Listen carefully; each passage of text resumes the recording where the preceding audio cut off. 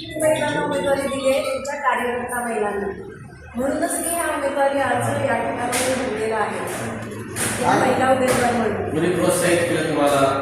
काय पक्षाकडून उमेदवारी मागितली होती का आपण? नाही, कोणत्याही पक्षाकडून उमेदवारी मागितलेली नाही आणि प्रोत्साहित करण्यापेक्षा मी स्वयं प्रोत्साहित आहे. स्वतः पत्रकार असताना भरपूर जाण आहे, आपल्या सामाजिक बांधिलकी असते आपली आणि आपण पत्रकार म्हणून काम करत असताना बऱ्याच गोष्टी आपल्या समोर असतात.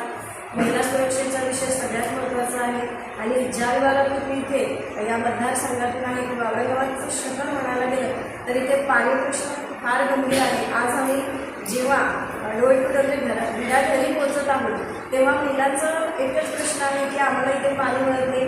8 दिवसाला, 9 दिवसाला, 10 दिवसाला एकदा पाणी येते. तर हा पाणी प्रश्न इथे गंभीर आहे. योजना अनेक आणलेल्या आहेत सरकारने समांतरसारखी, पण त्याची अंमलबजावणी अजूनही झालेली नाही. आपण हे ऐतिहासिक शहर आहे आणि स्मार्ट सिटी म्हणून घोषित करण्यात आलेलं आहे. तर स्मार्ट सिटीचं असं रूप असतं का, हा मला आपल्यालाच एक मोठा प्रश्न विचारायचा आहे. लढा कोणाबरोबर मग आपली? लढा तर सर आपल्याला माहिती सर्व दिग्गज आहेत, ते त्यांना माझ्या शुभेच्छा असतील. ते माझे बंधूच आहेत आणि त्यांची मी एक बहीण आहे. या ठिकाणी उमेदवारी अर्ज करते. लाडकी बहीण योजनेबद्दल काय वाटतं आपल्याला? लाडकी बहीण योजना ठीक आहे सर, पण प्रत्यक्षात मला असं वाटतंय की मी एक महिला आहे की पैशापेक्षा महिला सक्षमीकरण आणि महिलांच्या हाताला काम, रोजगार आणि त्यांना विविध म्हणजे आपण प्रशिक्षण देणं गरजेचं आहे. जेणेकरून एक महिला म्हणजे एका कुटुंबाच्या पाठीचा कणा असतो आणि जर महिला सक्षम झाली, सुरक्षित झाली आणि तिच्या हाताला काम मिळालं तर एक कुटुंब पूर्ण व्यवस्थित होतं आणि आपल्या राज्याच्या याच्यामध्ये एक चांगलं भविष्यात. निवडून आल्यावर तुम्हाला आघाडीमध्ये जायची इच्छा होईल का महायुतीमध्ये? सर असं आता काही सांगता येणार नाही, कारण मी अपक्ष उमेदवारी अर्ज भरलेला आहे. महायुती असो किंवा आघाडी असो, जर आपले प्रश्न सुटणार नसतील तर त्यांच्याकडे जाऊन आपण काय करणार आहोत? प्रश्न जे सोडवतील बघूया पुढे. महिला सुरक्षेबद्दल काय वाटतं आपल्याला? राज्याची परिस्थिती काय आहे? महिला सुरक्षा आता बऱ्याच घटना आपल्या समोर आहे महाराष्ट्रातल्या, बरोबर. तर यामध्ये महिला सुरक्षा आहे का?